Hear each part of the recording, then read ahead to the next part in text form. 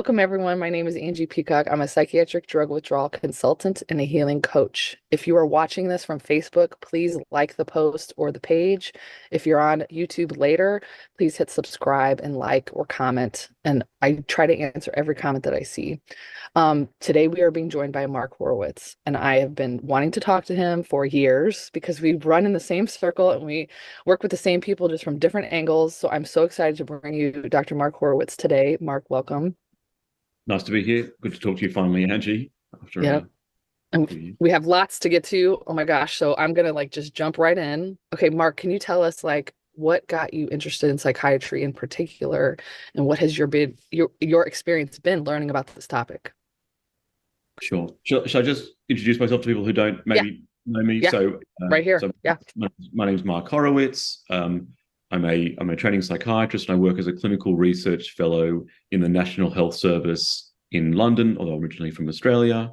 And I did a PhD in how antidepressants work at King's College London, and I've done a lot of writing about how to safely stop antidepressants and other psychiatric drugs. And I now run a clinic in the National Health Service in my trust, be able to stop antidepressants and benzodiazepines and drugs like that, which we're trying to expand. And I also offer academic consulting to people who contact me from outside of England on how to safely stop their drugs. So how did I get into this line of work? So how did I become interested in psychiatry? I guess that's a long time ago. I guess for the same reason that everybody gets interested in it, because I wanted to fix my fucked up family and my fucked up younger self. Same. I've only seen one person deny that on Twitter somewhere. No, that's not why I got interested in this. I'm like, okay, I don't believe you, but all right. Maybe there are less self-focused people out there than me. But Yeah. I come from a very neurotic Jewish family. If you've ever watched a Woody Allen film and you've seen people shouting at each other whilst eating, whilst whatever, Yeah. that's my family. It's quite mad. Psychiatry has not helped me to solve it at all. It's made Same. it worse. Yes. Anyway, I learned that the hard way. And how did I get interested in deprescribing? So basically, I pursued a career in psychiatry. I went to medical school in Sydney. I started my training as a psychiatry registrar in Sydney, and I thought that the treatments in this field aren't effective enough. We need to find out why they work, why they don't work, how to make them better. And I moved to London to do a PhD in how do antidepressants work and what is the biology of depression. I guess I thought very much about the biopsychosocial model. I was interested in stress hormones. I was listening to Robert Sapolsky. And then towards the end of my PhD, I came across an article talking about withdrawal effects from antidepressants.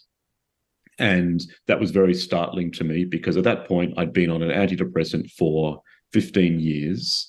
I was a miserable 21-year-old for a variety of reasons. I didn't like medical school very much. I was a frustrated, writer, scientist, and I couldn't stand memorizing things. And I had about a 5-year existential dilemma, talking about quitting it every day, on top of a whole lot of things from family, childhood. And I went to see a doctor and got given an antidepressant. So I was taking an antidepressant from third year medical school. And so by the time I read this article about withdrawal effects, I'd been on the drugs for 15 years. And I sort of had in the back of my mind, maybe I should come off my antidepressant, partially because I'd had a lot of health problems over that period of time. I had severe problems with daytime tiredness, memory and concentration issues. Mm-hmm. I had at one point in my life had a brilliant memory. I considered it, one of my special talents. And as the years went on, my memory was terrible. Right, I couldn't remember patients. I couldn't remember what I'd learned. I sort of went from being, very good in the class to being near the dunce. Mm-hmm. and I was tired all the time, and I went to doctors because I came from a very, I mean, that's another element to things. I came from a very medical family, so medications were a very big part of our world. My mum was a pharmacist, and there was a drug, to treat every ailment. So that was definitely, I came from a highly medicalized, pharmaceuticalized family. So I went to see doctors, and I attracted various diagnoses, including chronic fatigue syndrome, and eventually narcolepsy was the diagnosis that stuck. And so I was told the reason why I'm having all these sleeping problems and memory and concentration issues is because of narcolepsy.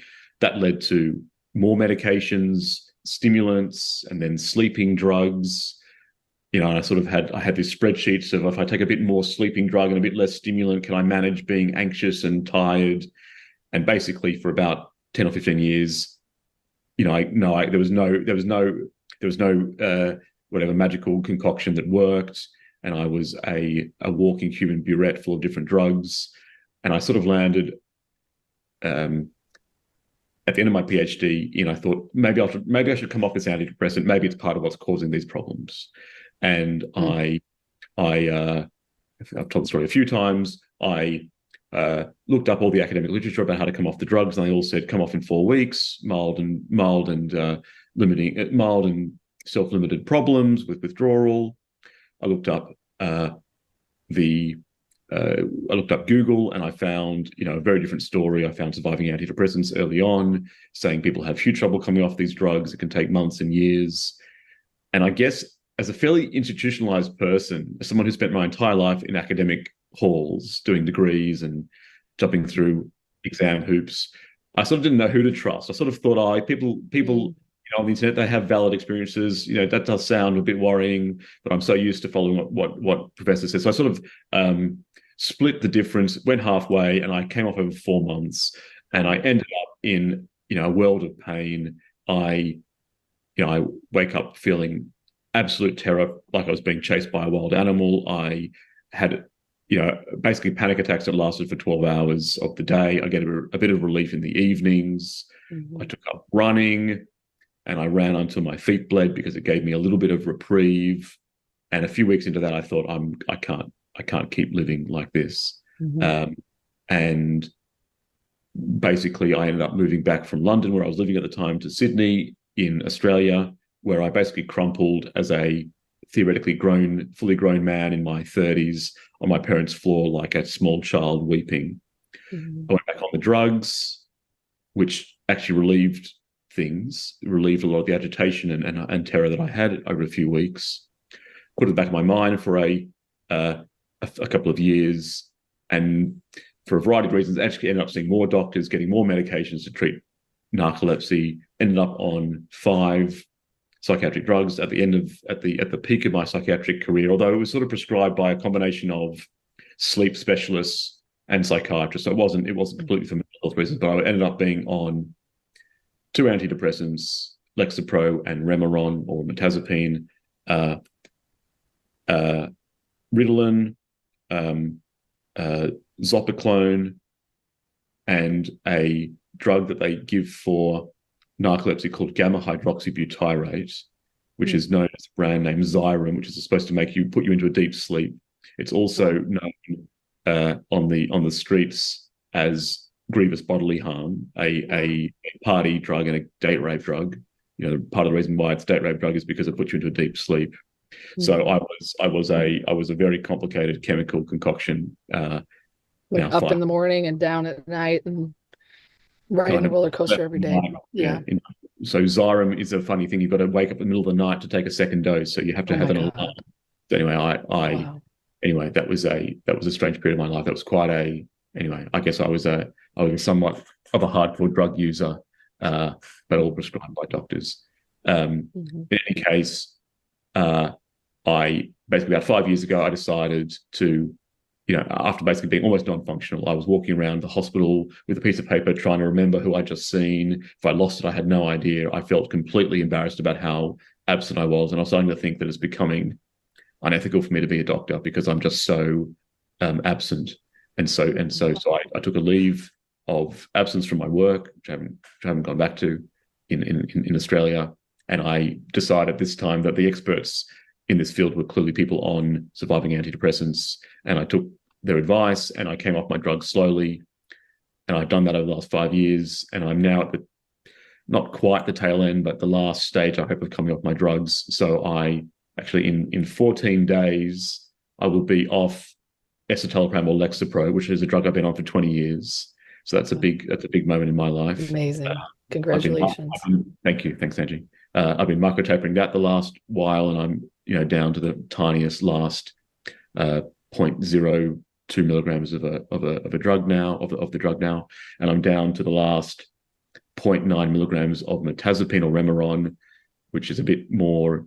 I'm not sure how long that will take me. Hopefully, the next few months. I'm hoping that by summer this year, I might be off my medications, which I'm looking forward to a lot.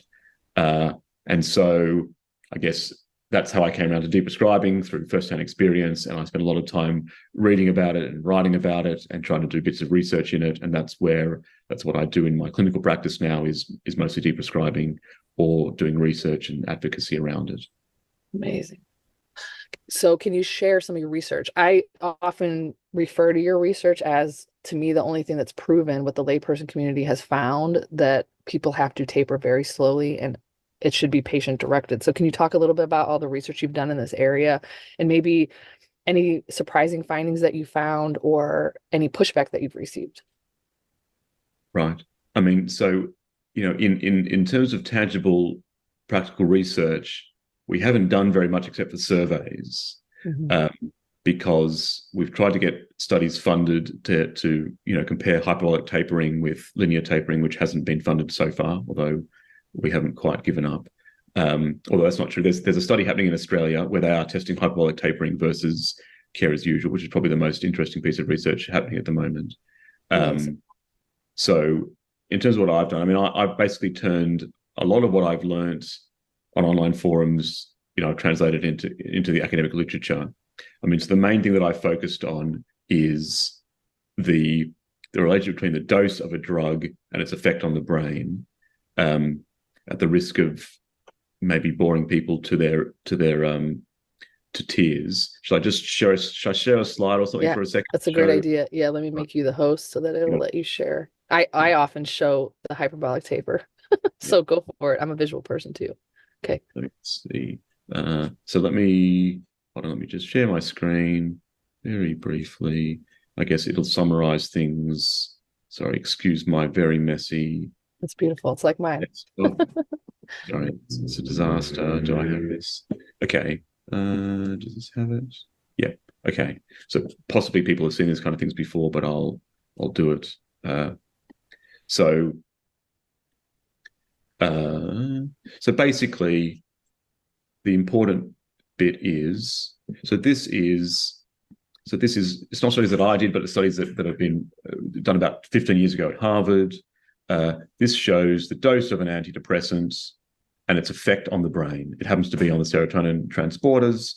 And this sort of study was done by putting radioactive dyes into people's veins, which goes into their brains. So you can see how much these receptors are occupied by the drug when you're on different doses.